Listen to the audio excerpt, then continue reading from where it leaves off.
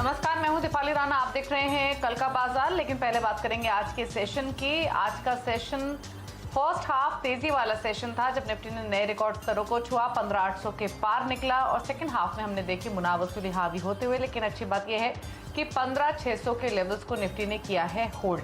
अब कल weekly options की एक्सपायरी है, उससे ठीक पहले आज मुनाफ वसूली का दिन रहा है। तो कल का सेशन, कल की रेंज क्या रहेगी, उस पर हम फोकस करेंगे। लेकिन अगर आज के सेशन की बात करें तो दिग्गजों में Reliance, ICICI bank, L&T, axis bank के वो स्टॉक्स थे जो कि बाजार पर दबाव बना रहे थे।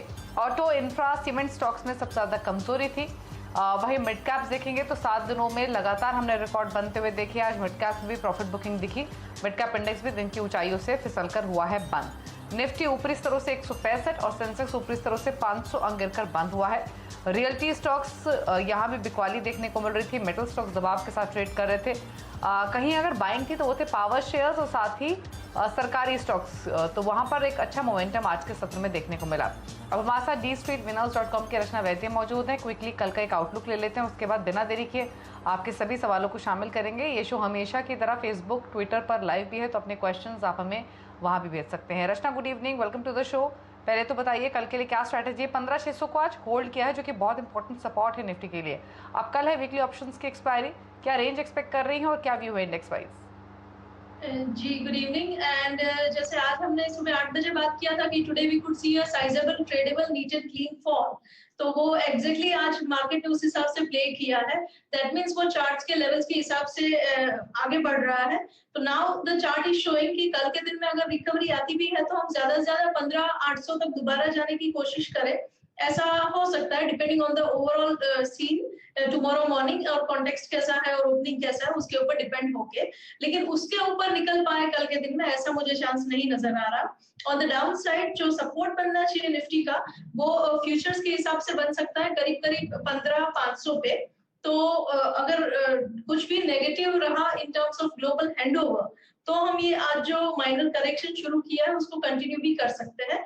तो रेंज रह सकती है काफी वाइड, और वॉलेटाइल तो रहेगा ही मार्केट, क्योंकि एक्सपायरी वगैरह है। तो 15,500 को ऑन द डाउन साइड ध्यान में रखेंगे और 15,800 को ऑन द अप साइड। कहीं पे भी बाउंड्रीज से एंट्री करेंगे तो ज्यादा बेटर रहेगा। ओके, तो ये है इंडेक्स के हिसाब से कल की रणनीति। लेकिन चलिए अब सवालों करते हैं शामिल। पहले कॉलर सौमिक हल्दर हमारे साथ मौजूद है कोलकाता से। सौमिक, गुड इवनिंग, बताइए अपना सवाल। हाँ, एक्चुअली मेरे पास लॉरल्स लैब है 100 क्वांटिटी 361 पे। आपने बाइंग प्राइस क्या बताया?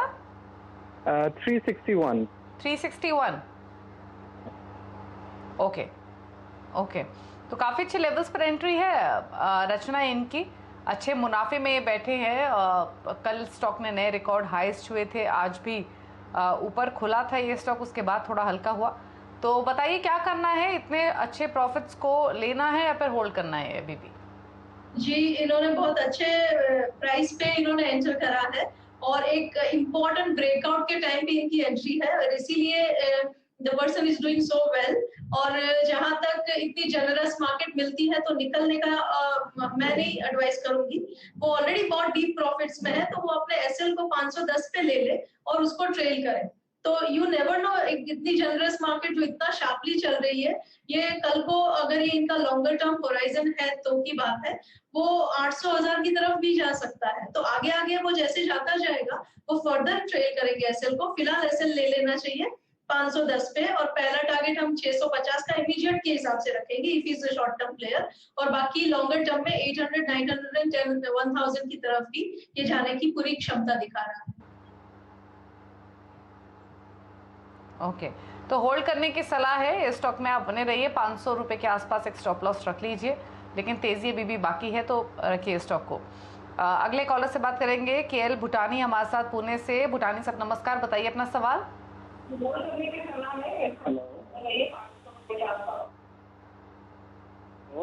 बताइए क्या सवाल है आपका? मेरे पास ये हेमी प्रॉपर्टी के थे 875। ओके,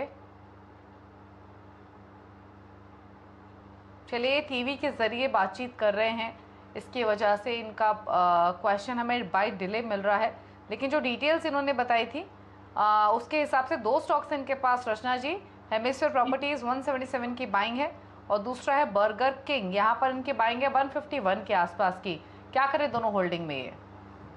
ये हेमिस्फीयर प्रॉपर्टीज की जहां तक बात है तो इनकी एंट्री जो है वो थोड़ी गलत टाइम पे हो गई, एंड आइडियली अगर ये टेक्निकल एनालिसिस के हिसाब से चलते तो निकल जाना चाहिए था, बट अब जो कि उन्होंने डिफिकल्ट पीरियड ऑलरेडी एक बार गो थ्रू कर लिया है, तो now what he should do is he should continue, और एसएल को अब ले लेना चाहिए 122 के करीब, और ये जल्द ही उम्मीद कर सकते हैं कि उनका जो बाई प्राइस है उसको निकाल देगा, और उसके बाद एक बार वो निकल जाए तब उनको एक दोबारा ट्रेडिंग का अपॉर्चुनिटी मिलेगा, और जो फर्स्ट टारगेट उसके बाद हो सकता है वो 200 के ऊपर का हो सकता है, तो 200 को पहला टारगेट बना के चले और 122 पैसे ले लें।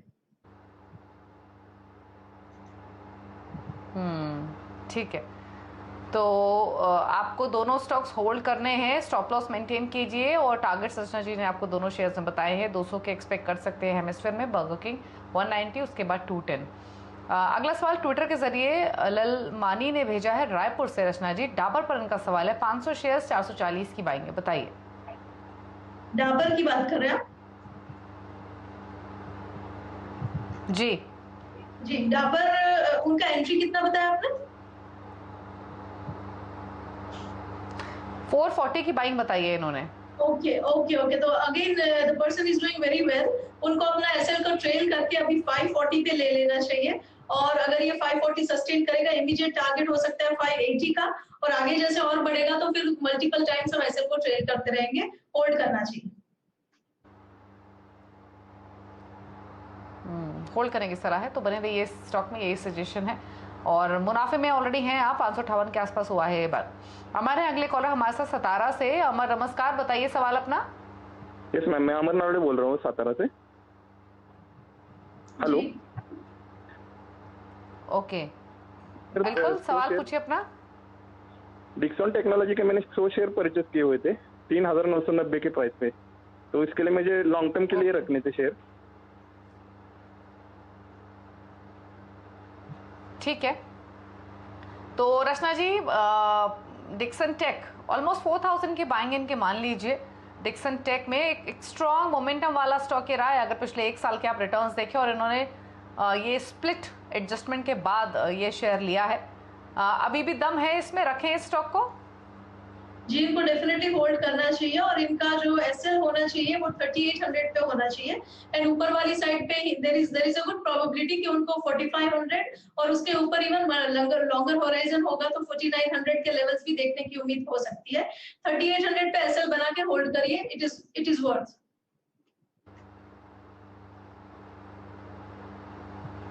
ओके, ठीक है, तो रखिए इस स्टॉक को आप, और 3800 के आसपास एक स्टॉप लॉस लगा लीजिए। 4200 के आसपास बंद हुआ है, लेकिन 4500 और उसके बाद 4900 के लेवल्स एक्सपेक्टेड हैं, तो रखिए इस शेयर को। अगले कॉलर से बात करेंगे। इनफैक्ट फेसबुक के जरिए अनुराग ने गांधीनगर से सवाल भेजा है, पावर ग्रिड पर 200 शेयर्स 190 की बाइंग, और पावर स्टॉक्स तो पिछले 2-3 दिनों से काफ़ी दम दिखा रहे हैं, और जैसे जैसे गर्मियाँ बढ़ी हैं, अनलॉक होना शुरू हुआ है, इलेक्ट्रिसिटी की डिमांड बढ़ी है, और एक्सपेक्टेशंस ये हैं कि जो पीक इलेक्ट्रिसिटी आर है वो और बढ़ते हुए दिखेंगे, जो स्पेंड रहेगा इलेक्ट्रिसिटी का। क्या करना है 190 की बाइंग के हिसाब से? पावर ग्रिड में रखें अभी, या कोई और सजेशन? ये उनको डेफिनेटली रखना चाहिए, और ये भी अच्छा चार्ट सेटअप है। आज सबके चार्ट्स बड़े वेल सेट चार्ट्स में से नाम आ रहे हैं सभी कॉलर्स के, तो इनको अपना एसएल जो है उसको अभी 220 के आसपास रखना चाहिए, एंड ये ऊपर वाली साइड पे 300 भी क्रॉस कर सकता है, एंड फर्स्ट टारगेट 300 बना के चल सकते हैं, फिर 300 एक बार निकल गया तो 350 एंड 400 भी आने के चांसेस हो सकते हैं इसमें लंबे होराइजन के हिसाब से। तो लॉन्ग टर्म के हिसाब से रखिए, 300 के पार भी जाने की गुंजाइश है, तो रखिए इस पोजीशन को। सर्वेश ने सवाल भेजा है नवी मुंबई से फेसबुक के जरिए, बजाज फाइनेंस 5490 की बाइंग है, 50 स्टॉक्स हैं, बताइए क्या सजेशन रहेगा? बजाज फाइनेंस पर इनके लिए 6000 के स्तर इसने छुए, उसके बाद थोड़ी प्रॉफिट बुकिंग दिखी, अभी क्या करें? जी, इनका स्टॉक तो बड़ा ही अच्छा है, और इसमें भी एक कंसोलिडेशन भले दिखा रहा हो, लेकिन लॉन्गर अगर होराइजन है तो इसमें भी बने रहना चाहिए।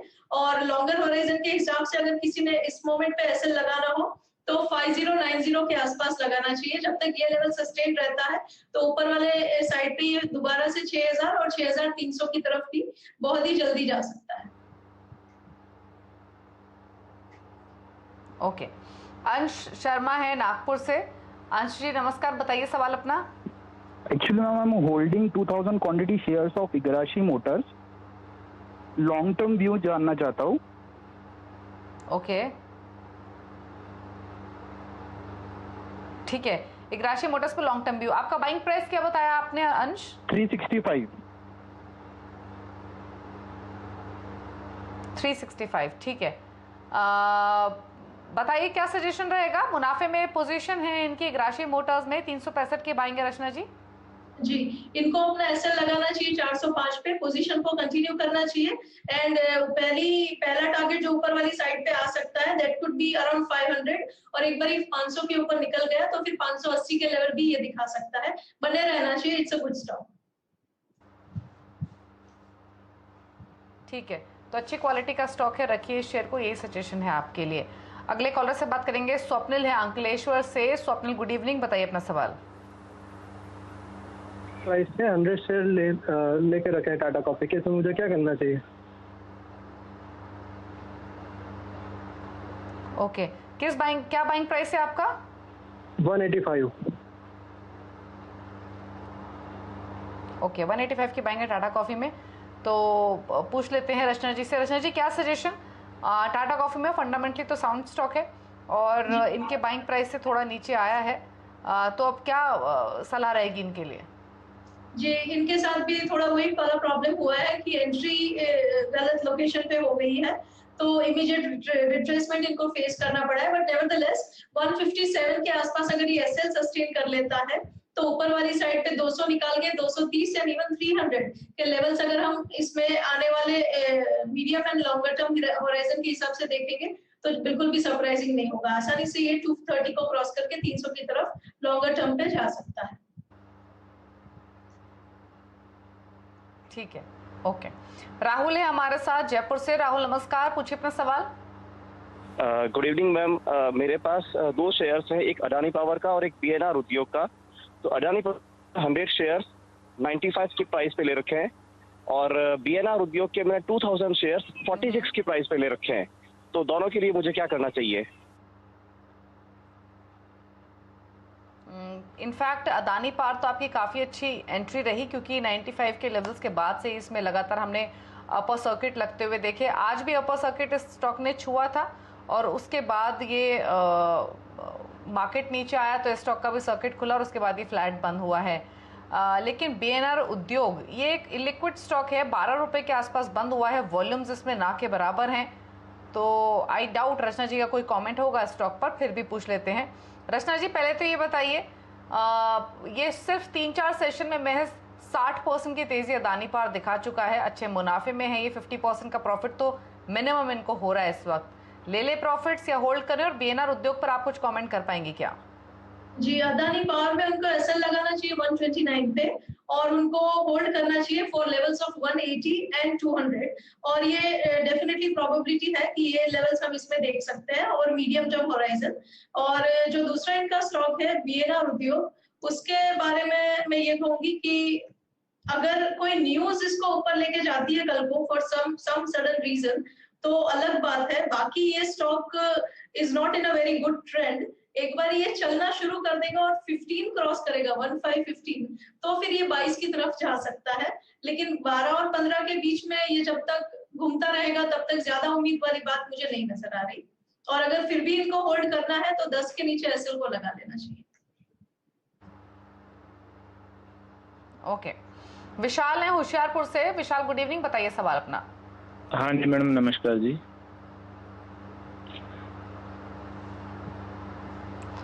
नमस्ते, पूछिए विशाल जी, क्या सवाल है आपका? मेरे पास ना वीवी मेड लैब्स के 2000 शेयर हैं और मेरी बाइंग है 37 रुपये 80 पैसे। तो इसको मैं क्या करूं, अभी होल्ड करूं या क्या करूं, इसको सेल कर दूं?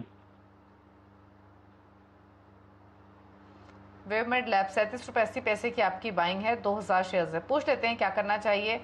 क्या सजेशन रहेगा रचना जी आपका? डिसअपॉइंटेड है ये क्योंकि 37 रुपये का स्टॉक अब 29 रुपये पर आ चुका है। क्या करना है इनको अब? जी बहुत शार्प राइज के बाद अगर आप चेस करेंगे तो अक्सर ये होता है कि ट्रैप हो जाता है इंसान, और इनके साथ वही हुआ है। लेकिन फिर भी इनको अगर होल्ड करना है तो 27 पे एसएल ले लेना चाहिए, और उनका टारगेट होना चाहिए 40 रुपीज और 70 रुपीज। जब तक 27 ये होल्ड कर लेगा तब तक उम्मीद है, अगर ये 27 भी तोड़ देगा तो फिर ये 19 की तरफ 20 की तरफ जा सकता है। तो इन दैट केस फिर होल्ड करने में थोड़ी दिक्कत बढ़ सकती है, पर 27 होल्ड करेगा तो 40 एंड 70 के लेवल्स देखने की उम्मीद है। ठीक है। एक संजय राणा ने सवाल भेजा है, 1000 शेयर्स हैं 3i इन्फोटेक के, 8 रुपए की बाइंग है, 8 रुपए 80 पैसे के आसपास ये स्टॉक बंद हुआ है। क्या सजेशन रहेगा इस स्टॉक पर? फेसबुक के जरिए सवाल आया है 3i इन्फो पर। जी 3i इन्फो भी स्टॉक जो है, अगर उन्होंने एंट्री करा है तो होल्ड कर सकते हैं, और एसएल टाइट होना चाहिए, 6 के नीचे होना चाहिए एसएल। और अगर 6 का एसएल ये होल्ड कर गया तो ऊपर वाली साइड पे 12 और 15 एंड इवन 20 का लेवल देखने की उम्मीद हो सकती है। पर ये चल पड़ा तो स्पेस बहुत है, क्योंकि बहुत लॉन्ग टर्म का इसमें कंसोलिडेशन नजर आ रहा है। तो उसके बाद जब चलती है चीज तो फिर रुकती नहीं है, बस चलना शुरू करना इसका मुश्किल है। तो पहले इमीडिएट टारगेट्स छोटे रखें, और उसके बाद अगर चल गया तो एसएल को ट्रेल करे, बने रहे। ओके, होल्ड कीजिए स्टॉक को, 6 रुपए का स्ट्रिक्ट स्टॉप लॉस लगाइए। विश्वेंद्र सिंह है रीवा से। विश्वेंद्र जी नमस्कार, बताइए क्या सवाल है आपका? नमस्ते मैम, मेरे पास पराग मिल्क के 400 शेयर्स हैं मैम, और होल्डिंग ड्यूरेशन 1 to 2 मंथ्स का टारगेट। 2 to 3 मंथ्स का आपका व्यू है। पराग मिल्क 142 की आपकी बाइंग है। पूछ लेते हैं रचना जी, 2 to 3 मंथ्स के पर्सपेक्टिव से कैसा लग रहा है ये शेयर 142 की खरीदारी के हिसाब से? Not bad. उनको 130 के आसपास एसएल ले लेना चाहिए। 130 का एसएल जब तक ये सस्टेन करेगा तो देयर आर फुल चांसेस के ऊपर वाली साइड पे 160 एंड 200 के लेवल्स इनको देखने को मिल सकते हैं। ठीक है, तो होल्ड कीजिए स्टॉक को, और स्टॉप लॉस 130 के आसपास मेंटेन कीजिए, बने रहिए। तो चलिए इसी के साथ एक ब्रेकअप भी वक्त हो रहा है, लौटेंगे तो कुछ और क्वेरीज को करेंगे शामिल। रचना जी हमारे साथ बनी हुई है, चल वापस आते हैं।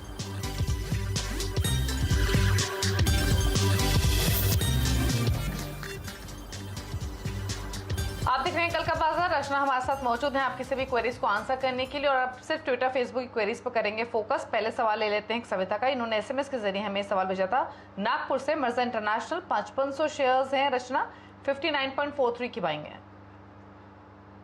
जी इनको अपना जो है एसएल ले लेना चाहिए 46 पे, और होल्ड करना चाहिए।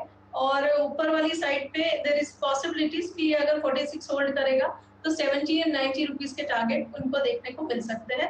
जबकि अनलॉक का भी टाइम चल रहा है तो देयर आर गुड चांसेस कि इसमें मूव आना चाहिए। सुनील ठाकुर ने सवाल भेजा है दिल्ली से ट्विटर पर। इंडियाबुल्स हाउसिंग फाइनेंस 306 की बाइंग है, 1000 शेयर्स है।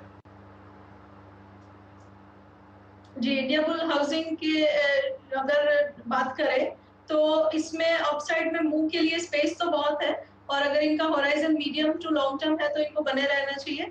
और एसएल होना चाहिए इनका 200 के नीचे। ये बहुत टाइम बाद 200 के ऊपर चल पड़ा है, और ये कंटिन्यू होके 325 के ऊपर एक बार और निकल गया तो ये 400 एंड 450 की तरफ भी जा सकता है। ओके, फर्स्ट सोर्स सोल्यूशन पर एक सवाल भेजा है तारा गुप्ता ने ट्विटर पर। 156 की बाइंग है, 300 शेयर्स है।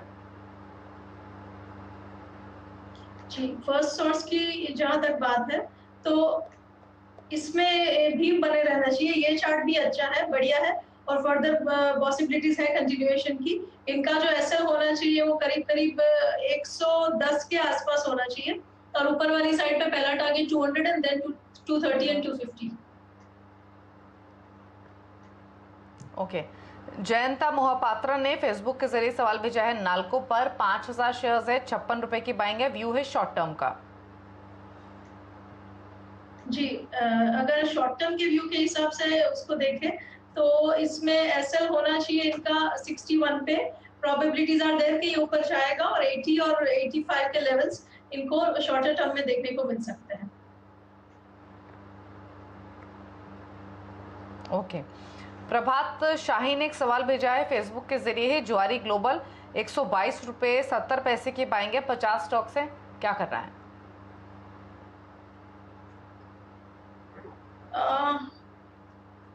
I am not able to locate the stock. Very sorry about that. ठीक है, कोई और स्टॉक ले लेते हैं। विक्रम ने एक सवाल भेजा है ट्विटर पर ही। 3500 शेयर है हुतामाकी पीपीएल के, 297 की बाइंग है। दूसरा स्टॉक है आईटीसी, 213 की बाइंग है और दोनों में व्यू है 3 मंथ्स का। जी, हुतामाकी की बात करें अगर, ये 290 वाला स्टॉक है, राइट? जी, इसमें 250 के आसपास एसएल होना चाहिए एंड मल्टीपल मंथ्स के हिसाब से इसका टारगेट 350 तक हो सकता है। 350 अगर क्रॉस कर दिया तो 380। और जो आईटीसी की बात है तो आईटीसी जब तक 200 का लेवल सस्टेन करेगा तो ये भी 250 की तरफ जा सकता है। और अगर 250 एक बार निकल गया तो फिर हम एसएल को ट्रेड करके फर्दर लेवल्स के लिए 270 का टारगेट लगाएंगे। ओके, तो ये सजेशन है आपके लिए स्टॉक पर। कुछ और क्वेरीज ले लेते हैं और एक और सवाल लेते हैं। और ये सवाल हमें भेजा है अभिषेक ने IFCI पर। 15 रुपए की बाइंग है, 4000 शेयर्स इन्होंने खरीदे हुए हैं। क्या सजेशन रहेगा इस स्टॉक पर IFCI? जी, IFCI एक बहुत ही क्रूशियल लेवल से निकलने की कोशिश कर रहा है। अगर ये कोशिश उसकी सफल रही तो ये काफी ऊपर तक जा सकता है और इसके हिसाब से इनको एसएल लगाना चाहिए 9 पे और इनका टारगेट हो सकता है 18, पहला वाला टारगेट 18 और उसके बाद 25।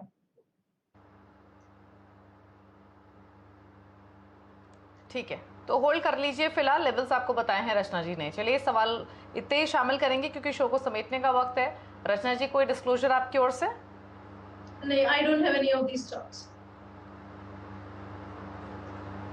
ओके, शुक्रिया आपका इस शो का हिस्सा बनने के लिए। तो इसी के साथ कल का बाजार में इतना ही, लेकिन खबरों पर लगातार अपडेट के लिए CNBC आवाज से जुड़े रहिए ट्विटर, फेसबुक, यूट्यूब के जरिए। नमस्कार।